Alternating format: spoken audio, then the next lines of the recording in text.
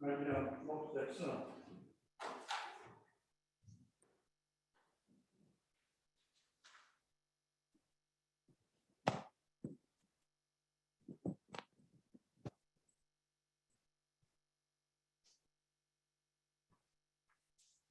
Well, I appreciate everyone being here tonight as we're looking into the book of Daniel. I just want to make one comment on Caleb Ray's lesson this morning. That was, to me, it was very timely and to the point. And do you remember what he said worship was about? It was about our attitude, about how we approach God. It's about, and not about, passing the cup and those things. It's about our attitude and how we approach God. And that was such a tremendous lesson. And I think that once we get that, our thinking and our attitude toward God right, everything else will come into place because we will see how we should respond and act. And so I certainly did appreciate his lesson this morning. And I don't know how to thank Amber enough for introducing us to him or him to us. It's been very good for us. Tonight we're going to look at the book of Daniel. We started it last week, and I felt like I went 100 miles an hour. And Dina said she couldn't take all the notes, so I hope to not go quite that fast tonight. I do just want to mention a couple of things in the overview of the book. Before we delve into chapter 1, because I spent a little time tried to look at the overview last week and only got part of the way through the book. But I think it's good for us to keep the picture of the book, the whole book, because I think the book is connected from beginning to end. It has one purpose for us. And so it's not a group of independent stories. And that's the way we often use them in a children's Bible class. They are great standalone stories, and we use them that way.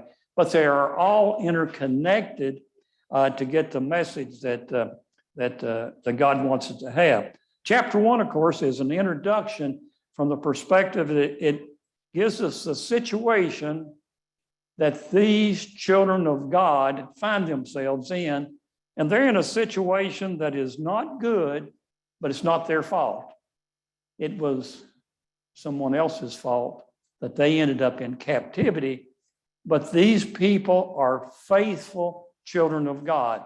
And so I think, and we're going to get into chapter 1 tonight. One message I want us to see from chapter 1 will be that your place in the kingdom, your place in your relationship with God it's individual, it's not national. I think that's one of the things this book brings forward for us. These people were faithful because they were individually devoted to God. Their nation wasn't. Their nation was falling. It was being destroyed. And so I think that's one of the main points of the first chapter. The second chapter, we have this tremendous picture, and we've all seen the image there of the head of gold and the silver and the brass, and then finally the iron and clay. And then the stone comes out of the mountain and knocks it down. And of course, all the children in the Bible class, they do go through some sort of activity to simulate that. And that's God overcoming the kingdoms of the world. And so the statement made in the second chapter is absolutely essential to the faithfulness of those people in the first chapter. God is controlling the outcome. And that's going to be one of the primary themes through this entire book is God is active, he is here, and he is the king. He is in charge. And that's one of the messages of that chapter. God's going to control the outcome with his kingdom, and it's going to be greater than what these kingdoms can do to you. Chapter 3 was what I would call a test of faith. These young men are told to fall down and worship this idol. They say, no. I said, well, we'll throw you in the fire. Sure enough, we did. And that scene there with one walking in the fire with them, which we believe to be the Son of God. God is reassuring them, no matter what happens, I am with you. God was with them in the fire. And they were in the fire of captivity, and God was with them. So I think that's probably the primary message of chapter 3. And then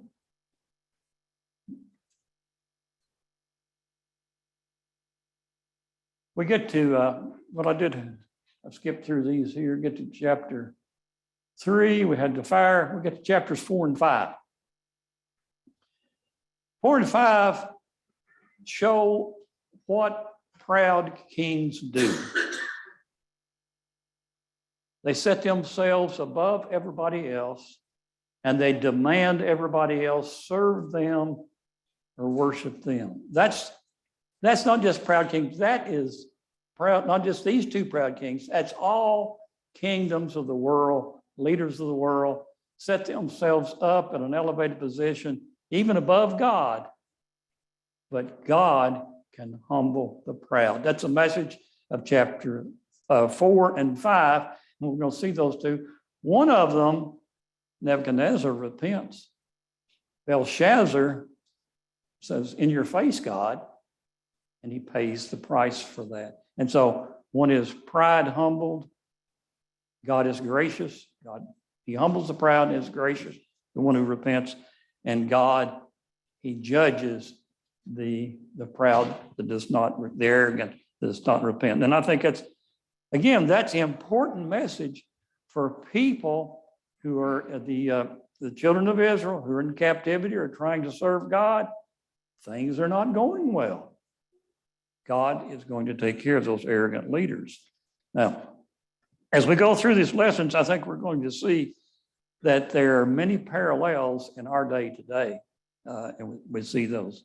So pride is rebuked, repentance, and grace and forgiveness. Chapter 6, I didn't mention last week, but it's Daniel in the lion's den.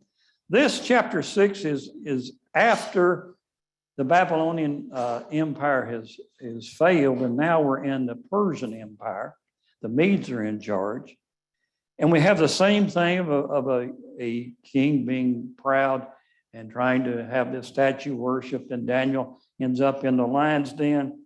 But again, I think the reassurance there is no matter what kingdom comes, God is still in charge. He takes care of his people, be Babylonian or Persian. And we're going to see that as we go through the book, it's going to be the Greeks or whomever it may be. So we see Daniel is saved there. In chapter 7, we have the beginning of Daniel's dreams and visions. We're into the second half of the book. Chapter 7, as we get to it, I think is probably the most important chapter in the book for us to see. Chapter 7 links very closely with chapter 2. In chapter 2, we had the vision of the image and all the kingdoms were associated with it. Chapter 7, we're going to have same kingdoms again, but they're not going to be this image. They're going to be beast. And I think that begins to reveal an idea to us that the kingdoms of the world, when they don't follow God, they are beast. They are not what God intended for them to be. And so that's going to be an interesting for us to follow that thread through. Of course, it ultimately, in the end of chapter 7, that vision, the Son of Man comes. The kingdoms of the world overcome him. But the Ancient of Days sets him on his right hand. Sounds almost like Acts 2 sermon to me when we see Daniel 7. So we see how that spans all the way to the New Testament. Again, showing God will overcome no matter what the problem is. In chapter 8, we have this interesting story which it kind of focuses on, or vision that Daniel has. It kind of focuses on the Medes and the Persians. And I love the pictures of stories in this, and we have these animals with horns that are running around, and horns get broken, and horns represent the power of these kings or these nations. And when a horn gets broken, the power is broken in that nation. And we're going to, in this chapter, we're going to see that what Daniel is beginning to learn in chapter 8 is looking ahead where he is in the Persian Empire, at the very beginning of it. There's going to be turmoil for Judah for many years to come. It's not going to be, as Daniel might be hoping, it's not going to be easy sailing after the 70 years is over. And I think, and to me, one of the key verses in the 8th chapter is chapter 8, verse 27, where Daniel is in distress for many days because he's seen this vision. He sees the turmoil that's going to come upon his nation. And then I think we're going to get to chapter 9 is Daniel's humble prayer. If you want to read a prayer that is one that we should model our prayers after, read Daniel's prayer. Daniel has a couple of three things that are really significant in that prayer. He's humble in his prayer. He confesses his sins and the nation's sins. He expresses repentance of those sins. He asks God now to act, not because he's repented, but because God should act for his own glory, for his own name. He's dependent upon God. Then God gives him an answer, which is not what he expected. And that answer was, this has been 70 years, and that's what prompted Daniel to pray, but it's going to be 70 times 7. It's not going to be as quick as Daniel had hoped. And so Daniel's beginning to see there's going to be turmoil for some time. One of the things I think is going to be significant in chapter 9 is the idea that the captivity did not atone for sin. They went to captivity because of their sin, but the captivity did not atone for sin. What does that suggest to us? There still needs to be atonement. And he's looking to Christ in this. And so I think that's one of the important things. Chapter 9 is a very important chapter for us. It is probably, in some ways, the most difficult chapter in the Bible. I've got my slide up there. It's one of the most difficult chapters in the Bible, I think. Chapter 9 helps us with the book of Revelation. The book of Revelation will help us with chapter 9. So we'll get to that. 9 and verse 24, I think, is the most significant verse in that chapter. If we can have a most significant verse, to me, that's the key to the whole chapter. So read that, and I think that's the key to that nice chapter. The 10th through the 12th chapters are all the recording of a vision, the final vision that Daniel has. And this vision is going to be the time of the conflict of the Greeks and perhaps the Romans near the end of it, of primarily focusing on the Ptolemies and the Seleucids. Those were two generals that after Alexander the Great died, the Ptolemies got the power of Egypt, and the Seleucids got the power of Syria, which is just north of Jerusalem. And so we're going to see those two powers conflicting. We're going to have the Seleucids coming down through Judea to Egypt, and the Ptolemies going up through Judea to Syria. And what do you suspect is going to happen? Judea is going to be in turmoil, very much like it was prior to the captivity with the Assyrians and the Babylonians, the Egyptians.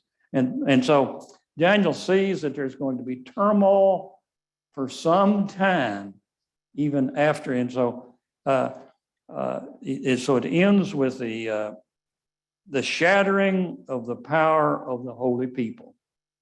And I think that's going to be really significant. I think we can ascertain what that is.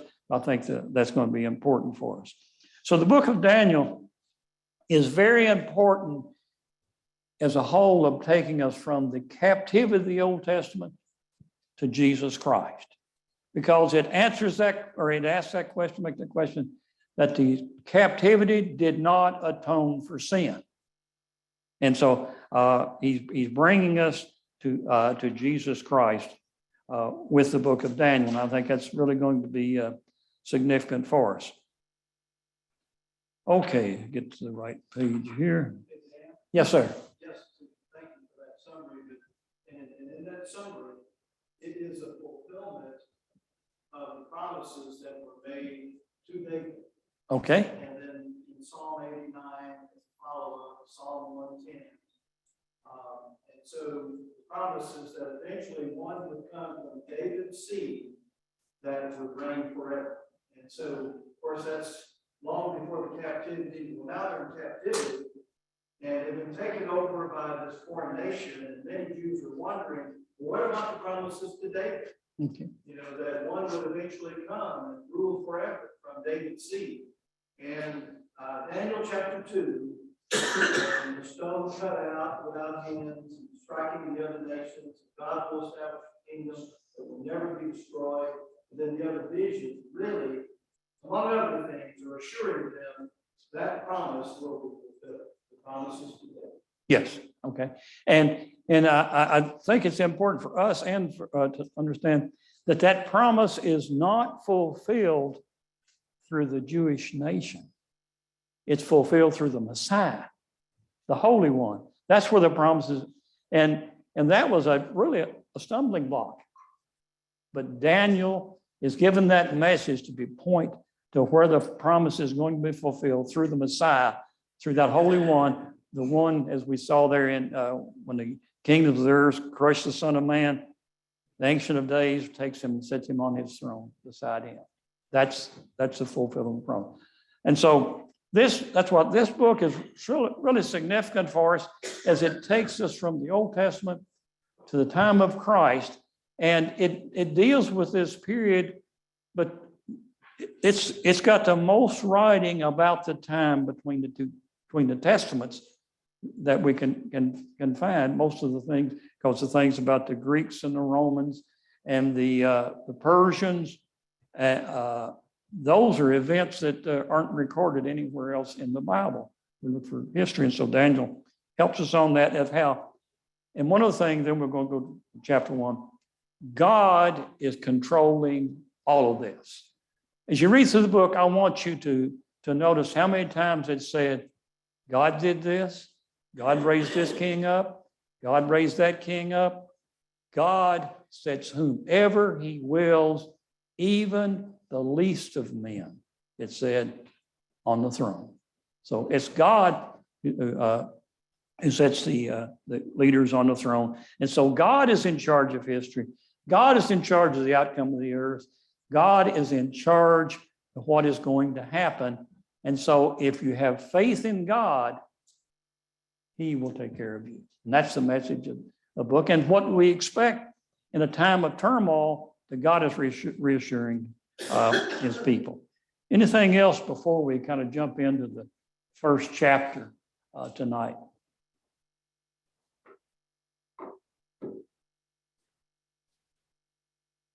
Okay, I've got the text on the board, and so I've got it up there so it's easy to see. I have a few things underlined. Those are lines I want to comment on. Feel free to comment on anything you want. The first two verses. In the third year of the reign of Jehoiakim, king of Judah, Nebuchadnezzar, king of Babylon, came to Jerusalem and besieged it. And the Lord delivered Jehoiakim, king of Judah, into his hand, along with some of the articles of the temple of God. These he carried off to the temple of his God in Babylon and put in the treasure house of his God. So things that are significant here in this first couple of verses.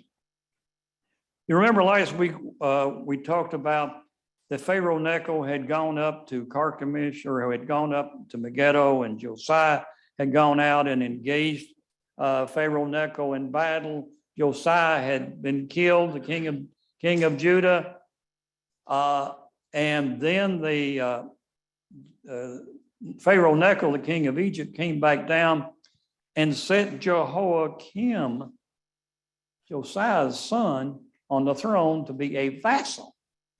And his job was to send tribute to Egypt. But Pharaoh Necho had been intending to go up and engage Nebuchadnezzar to stop him from conquering the Assyrians. Well, Josiah had delayed Pharaoh Necho. Nebuchadnezzar had conquered, or Nabonidus, his father, had conquered the Assyrians, but he did not come down to Judah at this time. 3 years later, that was in 609, 608. In 605, Pharaoh goes back up to Carchemish.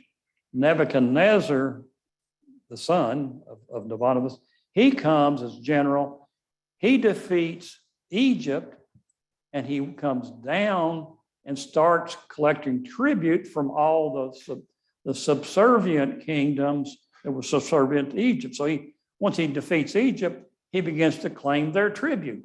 And he comes to Jerusalem, and then he claims tribute from Jerusalem, and now they have to start sending their gold to Babylon.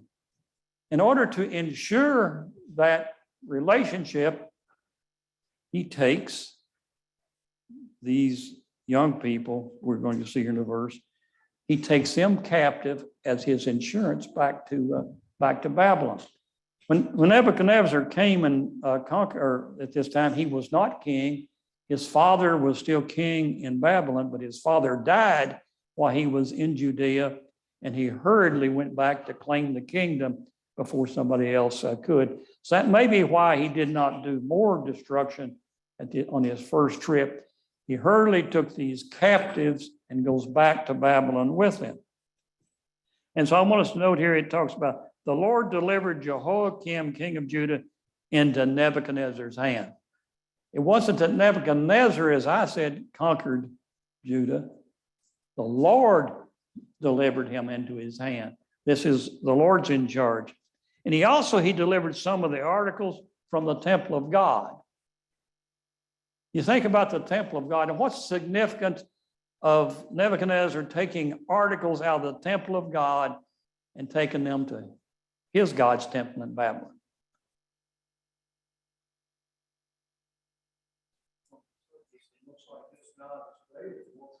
Yeah, my God's bigger than your God. It's like taking a tiger by the tail. Right. My God, we got your stuff. They're in our storehouse, my God's storehouse. Now, Daniel is planting a seed for you here, because when we get to chapter 5, we're going to see what happened with those articles that came out of the temple. This is a kind of a statement here in the beginning. Nebuchadnezzar says, my God's bigger than your God. We're taking the stuff home with us. And I'm taking, we're going to the next verse. Then he ordered Ashpenaz to his chief of his officers to bring in some of the sons of Israel, including some of the royal family and of the nobles. These are the young people, the nobles that Nebuchadnezzar's group took back to Babylon, took them captive, kind of as hostages to guarantee tribute money to be paid. And he notice who he took back. He took youths in whom there was no defect, who were good looking, showing intelligence in every branch of wisdom, endowed with understanding and discerning knowledge, and who had the ability of serving in the king's court. And he ordered him to teach them the literature and the language of the Chaldeans. He took the brightest young people he could find, is what he took. And if you're going to enhance your kingdom, you're going to take the youngest, brightest, healthiest. And of course, people have always thought good looking was helped the quality, but so he took the good looking ones. So some of us would have got left back. So, but he took the good looking ones, all the young, bright, healthy ones. And now we're going to see the story begins here with these youths. King is going to try to put them into his service. In the The king has appointed for them a daily ration from the king's choice food and from the wine which he drank, and appointed that they should be educated 3 years, at the end of which they were to enter into the king's personal service. Now among them from the sons of Judah were Daniel, Hananiah, Mishael, and Azariah. Then the commander of the officials assigned new names to them, and to Daniel he assigned the name Belteshazzar, to Hananiah Shadrach, to Meshach, or to Mishael Meshach, and to Azariah Abednego. What the Babylonian king is trying to do, we've got Hebrews here, or Jews, who are bright young Jews, who are faithful to God.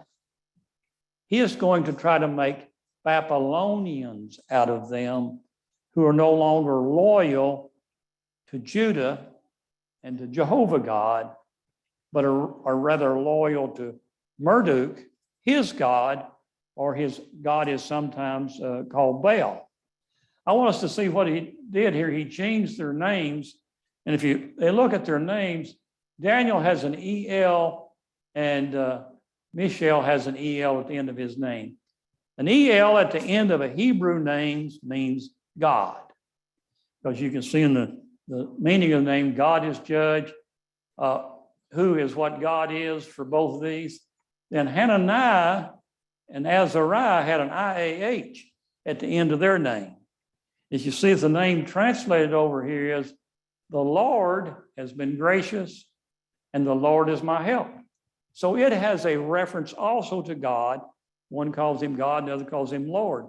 Can you think of any other Old Testament characters that had an IAH in their name? Isaiah, right? And many of the prophets.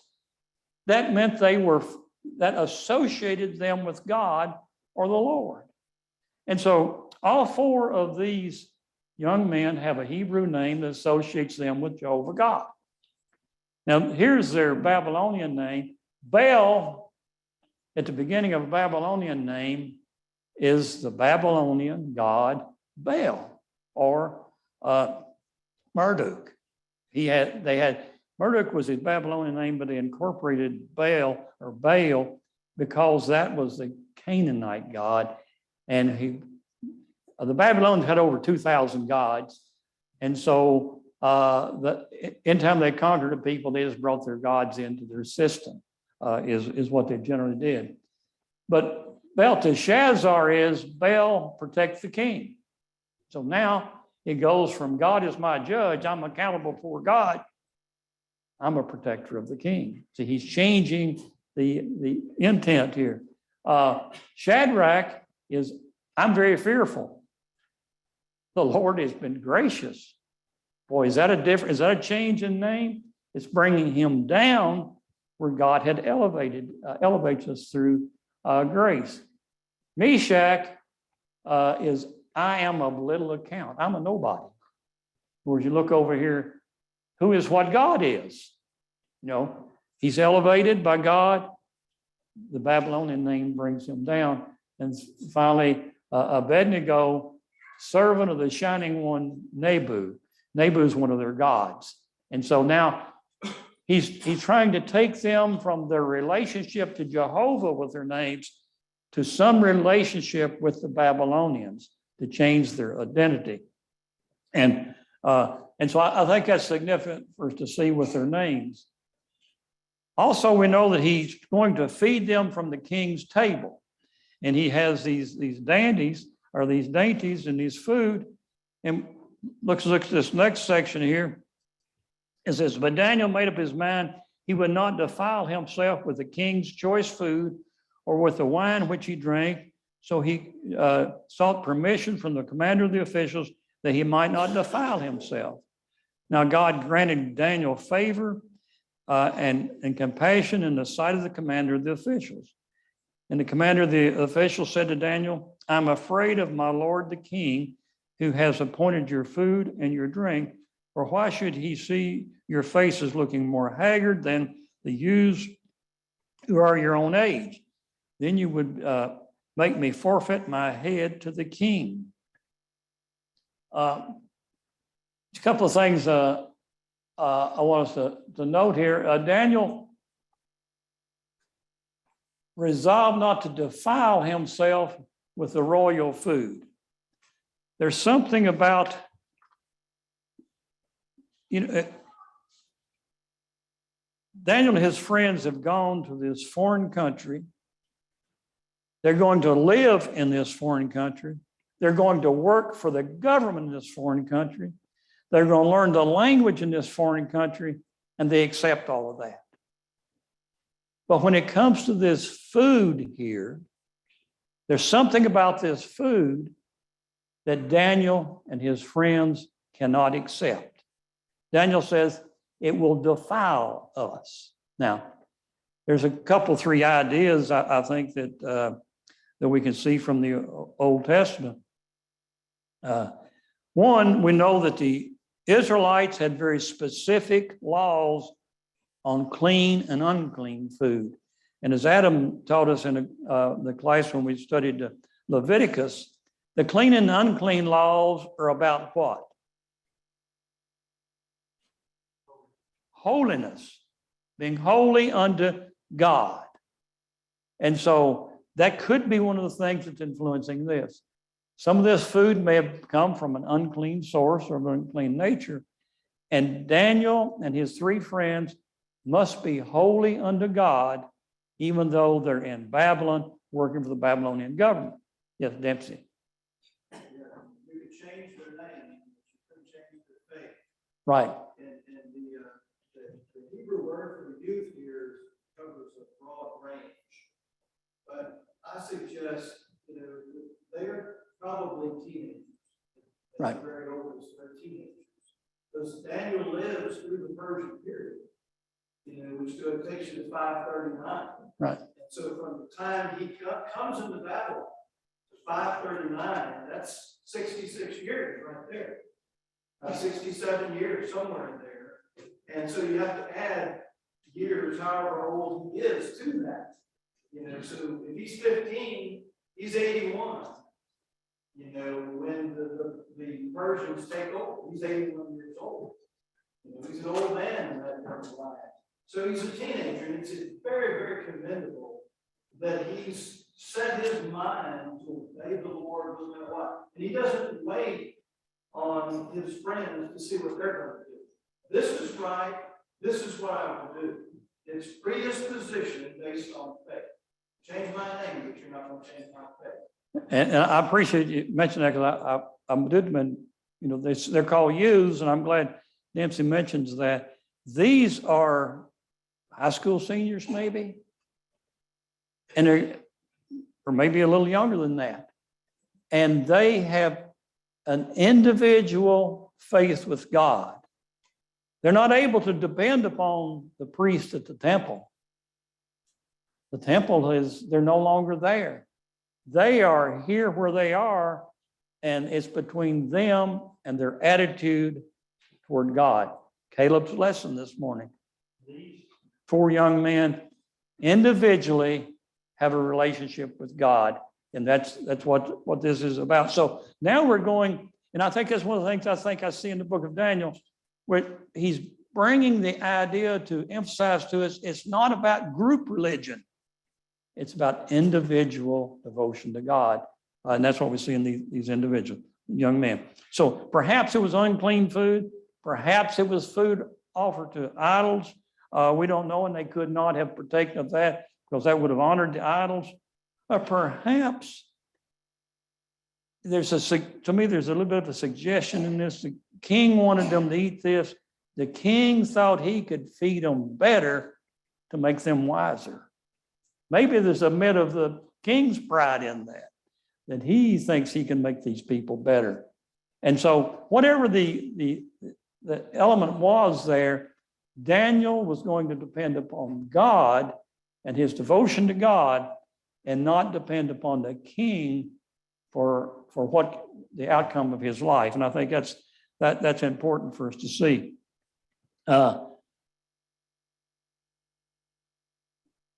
Okay.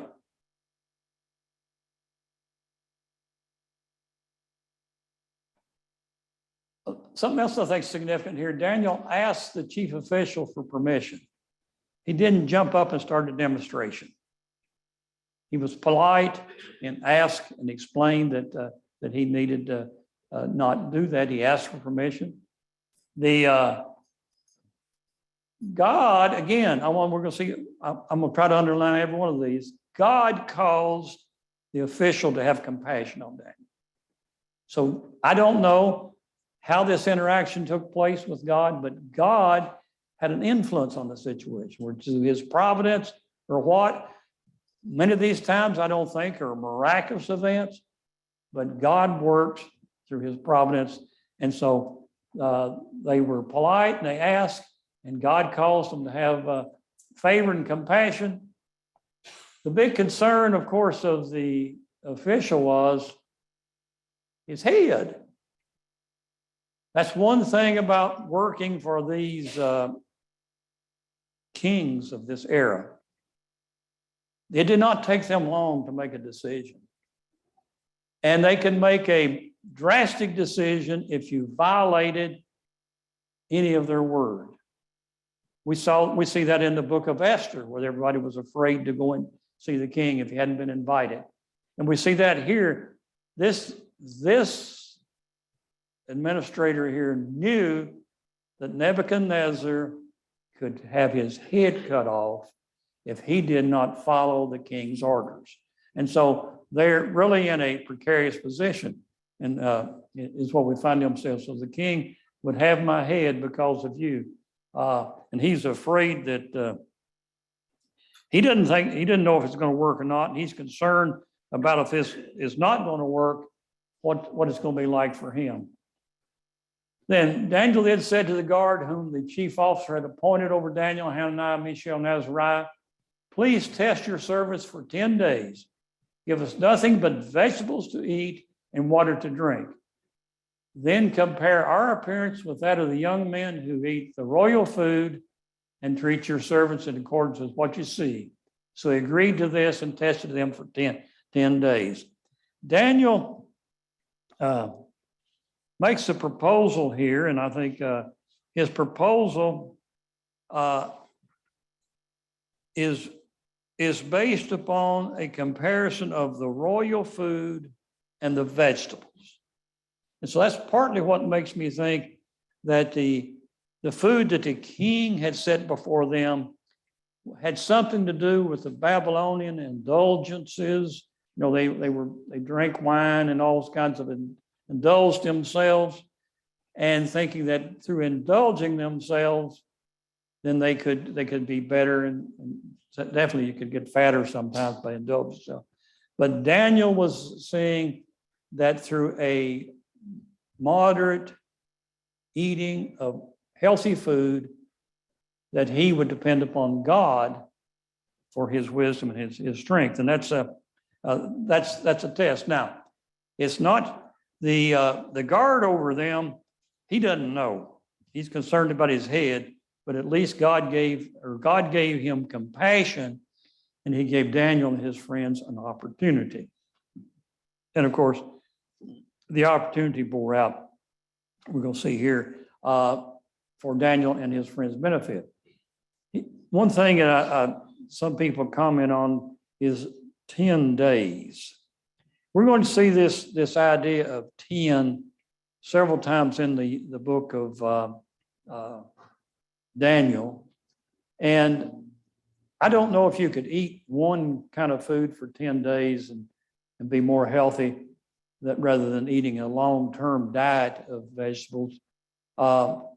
But I think the 10 is probably used as a complete period or a whole period. Because when we get over here, down here in when we start measuring their knowledge, Daniel and his friends are going to be 10 times brighter than the rest of them. Well, I think he's a whole lot brighter.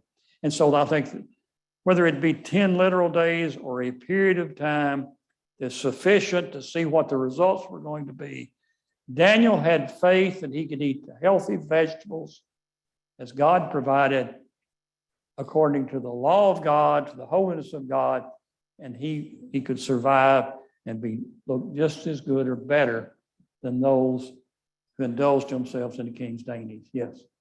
Yes, but I think it's significant that Daniel was submissive.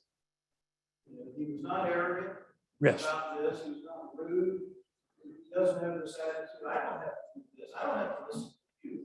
You know, you serve false gods. Of course, he knew that, but yet he was submissive. He was humble about this whole situation.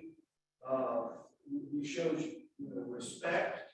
He reasons with him, about this. And then he says, then inspect us. In other words, I'm willing to accept the consequences. If it doesn't work out, and you see that it's not working out, I'm willing to accept that. But he's submissive and humble about this. And he accepts that I'm in a position where I have to accept what's being told me, as long as it doesn't go against God's will. But he's submissive and humble.